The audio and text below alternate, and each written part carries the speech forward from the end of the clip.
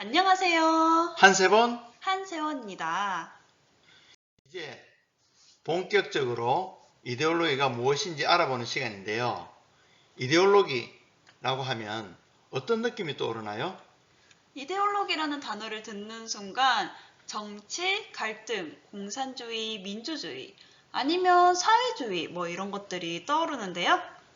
아마도 우리들 대부분이 부정적인 단어가 떠오르는 경우가 많을 겁니다. 하지만 이데올로기는 우리가 알지 못한 사이에 우리의 삶에 깊숙이 자리 잡고 있고요. 또 지금도 작동하고 있는 것이라서 우리가 반드시 알아야 하는 것입니다. 그러면 정확하게 이데올로기가 뭔가요?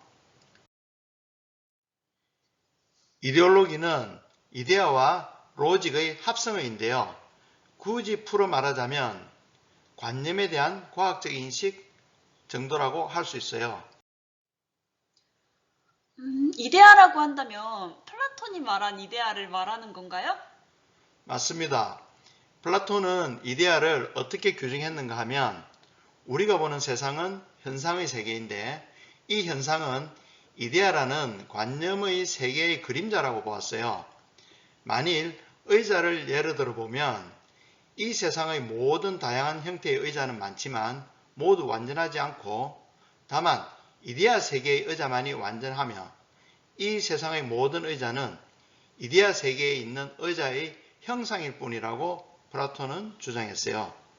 그러면 이데올로기라는 것은 어떤 현상들이나 다양한 신념, 여러 가치관들을 유사한 것들끼리 묶어서 하나의 관념 체계, 즉 하나의 이데아로 규정하는 데 있어서 과학적인 방식으로 접근을 하고 정리한 것을 말한다고 볼 수 있네요.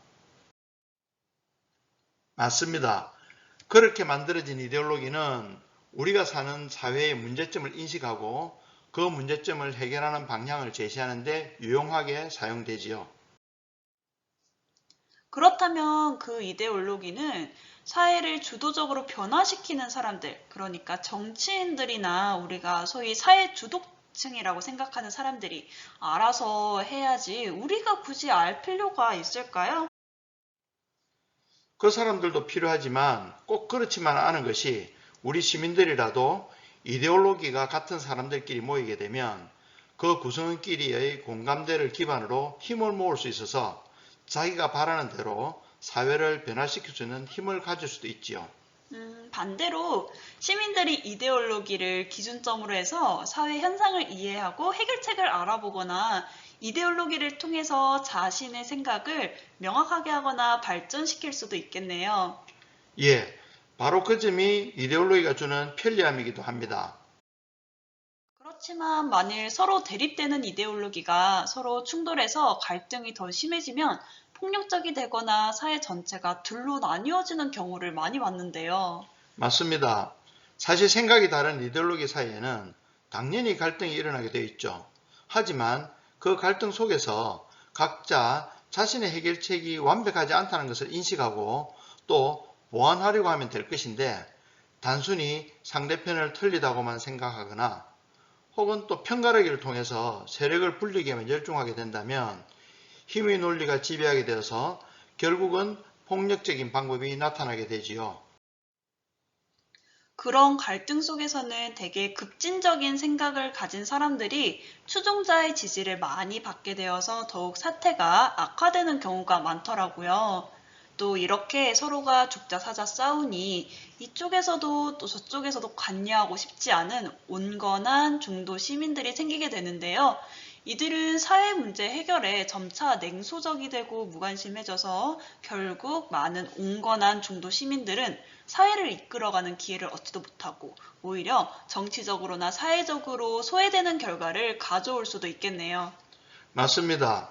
사회를 발전시킬 목적으로 행동을 하다가 오히려 사회를 분열시키고 퇴보하는 방향으로 진행하는 경우를 우리는 너무나 많이 보아왔는데요.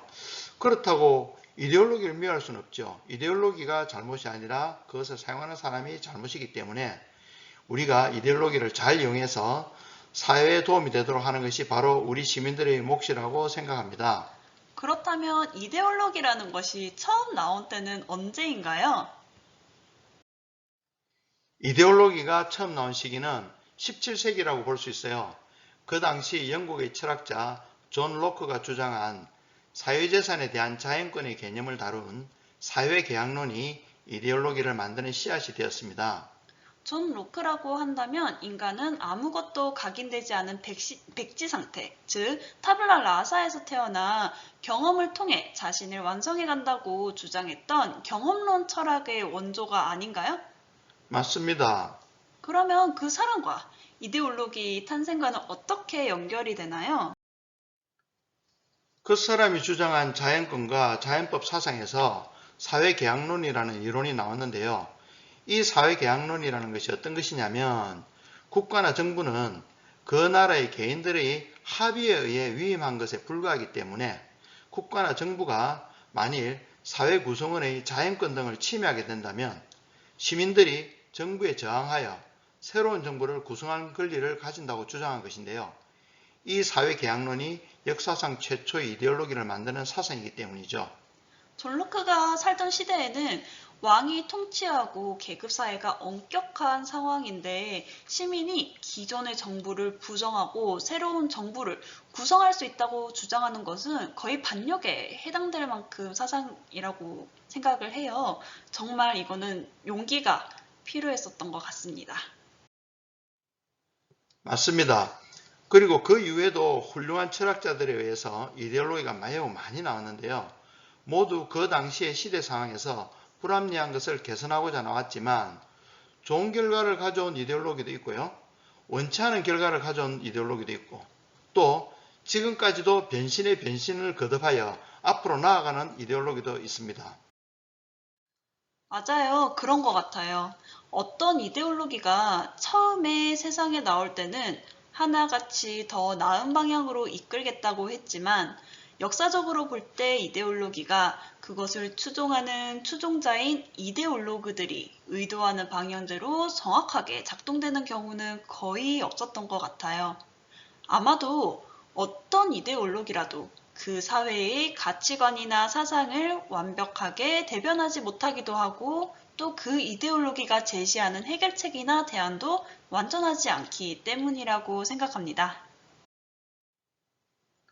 맞는 말씀.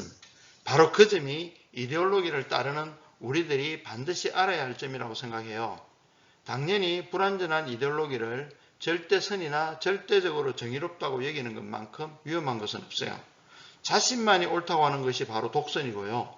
그 독선이 우리 사회에 많은 피해를 준 것은 다 열과 없을 만큼 많죠. 다양한 시민들이 살고 있는 사회지만 시민들이 바라는 목표는 같고 단지 방법이 다를 뿐인데 서로 미워하고 싸우는 모습을 볼 때는 정말로 안타까워요.